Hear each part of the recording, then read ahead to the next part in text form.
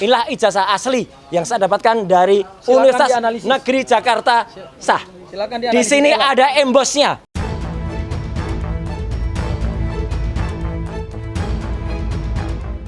Ketua Harian YouTuber Nusantara mendatangi kantor Kemendikti Saintek melaporkan dugaan plagiarisme pada disertasi Roy Suryo. Pelapor menyebut setiap bab dalam disertasi Roy Suryo memiliki tingkat kemiripan yang tinggi. Taufik menyerahkan semua bukti-bukti dugaan plagiarisme kepada pihak Kemendikti Saintek yang dinilai memiliki tingkat kemiripan pada setiap bab. Perlu kami tegaskan bahwa hari ini adalah rangkaian dari komitmen saya dan teman-teman untuk kemudian melakukan penelusuran terkait pelanggaran akademik yang dilakukan oleh saudara RS. Jadi ada dua hal. Pertama adalah pelanggaran akademik, yang kedua adalah pelanggaran terhadap tindak pidana. Nah, tindak pidananya beberapa hari yang lalu sudah saya laporkan dan itu menyangkut dengan pencemaran nama baik, fitnah. Dan hari ini juga sebenarnya berpotensi ada tindak pidana yang kami duga dan kami mungkin layak dan patut untuk kita bawa ke ranah hukum. Sebelumnya, Roy Suryo juga dilaporkan ke polisi oleh Ketua Umum Gibranisti terkait gelar doktornya yang diterbitkan Universitas Negeri Jakarta. Apabila hasil pemeriksaan Roy Suryo terbukti melakukan pelanggaran akademik, maka gelar doktor dirinya bisa saja dicabut. Tak hanya itu, tindakan plagiarisme Roy Suryo juga disebut salah satu pelapor masuk dalam unsur pidana. Tim Liputan iNews melaporkan. Inilah ijazah asli yang saya dapatkan dari Universitas Negeri Jakarta sah. Di sini ada embosnya, ya, tuh ada embosnya. Ada juga watermarknya. Dan ini bukan ijazah, lintasan stempelnya jelas. Dan ini bukan ijazah baru dicetak di Pasar Pramuka dekat dengan UNJ, enggak. Jangankan soal pasal, apalagi buku. Buku itu mau ditampilkan di mana? Buku itu kalau nanti mau digunakan sebagai barang bukti, sudah nggak bisa lagi, sudah P21, sudah tutup. Respon, mau jadi apa dia? Jangankan ahli, saksi pun tidak layak untuk dikualifikasi sebagai saksi. Kenapa? Karena dulunya respon itu adalah bagian dari yang tersangka. Kemudian mencari penyelamatan diri, dapat RJ, kemudian SP3. Kalau dia masih tersangka, dia kemudian menjadi saksi mahkota, menyerang kami, lah itu malah boleh. Tapi sekarang udah nggak, tanyakan deh pada lawyernya Jokowi. Jangan-jangan lawyernya Jokowi juga nggak akan pakai ini respon ini. Nggak akan dipakai. Udah apalagi kita bahas bukunya. Udah lewat buku pesanan lagi. Ya nggak usah. Jadi pemirsa sekalian, jadi persoalan ini sebenarnya bukan persoalan Pak Jokowi lagi. Ini udah negara. Udah JPU. Dengan para terdakwa. Maka saya harus menyampaikan tentu hal-hal yang terkait dengan Pak Jokowi ya sebatas ketika beliau akan diundang untuk menyampaikan ijazah-ijazahnya aja. Jadi kalau bicara masalah ini ya saya setuju dengan judulnya sebenarnya ya kita masuk ke pokok perkara. Ke pokok perkara kemudian kita membuktikan. Membuktikan apa? Apa dasarnya Mas Roy, Bu Tiva mengatakan ijazah Pak Jokowi palsu? Itu. Sehingga kita bahas apa? Biar kita tahu apakah Mas Roy melakukan apa, biar jelas pemirsanya, biar juga masyarakat tahu. Sehingga tidak ada twist-twist lagi. Karena persidangan ini, persidangan untuk mengatakan bahwa Mas Roy dan Bu Tiva, sebagaimana tadi rekan Refli menyampaikan, diberikan kesempatan untuk membuktikan penyampaiannya itu benar apa tidak, gitu loh.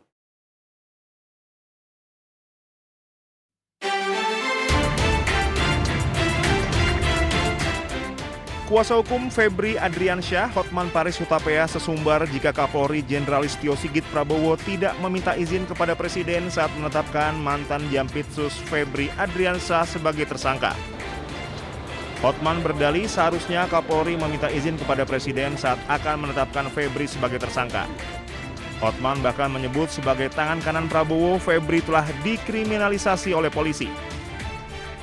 Yang paling penting kalian bertanya. Kalau Anda punya nyali bertanya, tanya kepada Kapolri. Hei, kenapa nggak nanya Pak Prabowo dulu sebelum melakukan ini terhadap tangan kanan dari yang dibanggakan oleh Presiden Prabowo? Tanya. Saya baru tahu tidak ada izin. Begitu saja dipermalukan. Ada apa? Tanya, makanya malam ini kalian langsung ke Mabes Polri tanya kalau kau bukan pengecut. Merespon pernyataan pengacara Hotman Paris Hutapea yang sempat menyinggung posisi Jampitsus Febri Adriansah sebagai sosok kebanggaan Presiden Prabowo Subianto dan meminta proses hukumnya dikaji ulang, Menteri Sekretaris Negara Prasetyo Hadi menegaskan proses hukum terhadap mantan Jampitsus Febri Adriansah tidak memerlukan izin khusus dari Presiden. Ya, itu kan kita kembalikan ke proses hukum ya. Jangan dikait-kaitkan juga dengan Bapak Presiden. Ya, sepenuhnya kita kembalikan ke mekanisme hukum yang berlaku. Tapi kalau pemeriksaan memerlukan izin Presiden, pejabat tinggi itu enggak? Saya rasa Klaim ya saya rasa kembali kepada mekanismenya ya. Saya rasa nggak ada juga. Hanya pada saat masih proses pemeriksaan harus izin Presiden itu kan. Prasetyo juga secara tegas membantah anggapan tindakan hukum atau pemeriksaan terhadap pejabat setingkat Jampitsus harus mendapatkan persetujuan atau izin dari kepala negara. Menurutnya, sistem hukum di Indonesia sudah memiliki prosedur tetap yang mandiri. Tim Liputan Anyus melaporkan. Tanya kepada Kapolri, hei kenapa nggak nanya Pak Prabowo dulu sebelum melakukan ini terhadap tangan kanan dari yang dibanggakan oleh Presiden Prabowo. Tanya. Saya baru tahu tidak ada izin. Seperti itulah pernyataan Hotman Paris Hutapea. Dengan lantang ia mengkritik Polri yang berani-beraninya menetapkan Febri Adriansah sebagai tersangka tanpa izin Presiden. Begitu saja dipermalukan. Ada apa? Tanya, makanya malam ini kalian langsung ke Mabes Polri tanya kalau kau bukan pengecut. Pernyataan Hotman langsung memantik reaksi publik. Koordinator Maki Boyamin Saiman bahkan menyebut selain sudah menjatuhkan marwah Presiden, Hotman juga diduga sedang membenturkan kepolisian, Kejaksaan Agung dengan Presiden. Kalau kemudian ini dikatakan harus izin, ini justru makin berbahaya ketika seakan-akan posisinya ini dibuat dua kubu. Kubu kepolisian yang bersama-sama Kejaksaan Agung, satu keranjang. Nah, di keranjang yang lain berhadapan-hadapan itu adalah kubu Febri Adriansah, kubu Hotman Paris, dan kubu Presiden. Nah, berarti kan sangat berbahaya. Artinya apa? Pak Hotman Paris mencoba membenturkan, menghadap-hadapkan proses hukum yang ada di kepolisian dan kejaksaan dengan Presiden. Seakan-akan bahwa Presiden itu membela Febri Adriansah. Pendapat lain disampaikan Yudi Purnomo. Ex-penyidik KPK itu menduga Hotman sengaja membawa nama Presiden sebagai strategi untuk menghadapi pemeriksaan penyidik Kejagung. Membawa-bawa nama Presiden adalah strategi ya dari pihak Pak FA melalui pengacaranya karena tentu mereka sudah melihat bagaimana para penyidik kejaksaan mempunyai banyak alat bukti, barang bukti yang kemudian ditanyakan kepada tersangka. Pernyataan kontroversi sang pengacara kondang itu tiba juga di istana. Dengan tegas istana menyebut proses hukum Febri Adriansah tidak memerlukan izin khusus dari Presiden. Ya, itu kan kita kembalikan ke proses hukum ya. Jangan dikait-kaitkan juga dengan Bapak Presiden. Ex-Jampitsus Febri Adriansah tersandung 3 mega korupsi sekaligus, yakni piutang di PT Krakatau Steel, pemerasan saksi dan tersangka di PT Asabri hingga manipulasi pengadaan batubara di PT PLN. Bersama rekannya Don Rito, Febri telah ditetapkan sebagai tersangka, namun hingga kini belum juga ditahan oleh penyidik Kejagung. Tim Liputan Ainus melaporkan. Untuk penyalahgunaan pra-peradilan. Menimbang bahwa berdasarkan seluruh uraian pertimbangan di atas, maka permohonan pra-peradilan pemohon sudah tidak relevan lagi sehingga sudah sepatutnya dinyatakan ditolak untuk seluruhnya.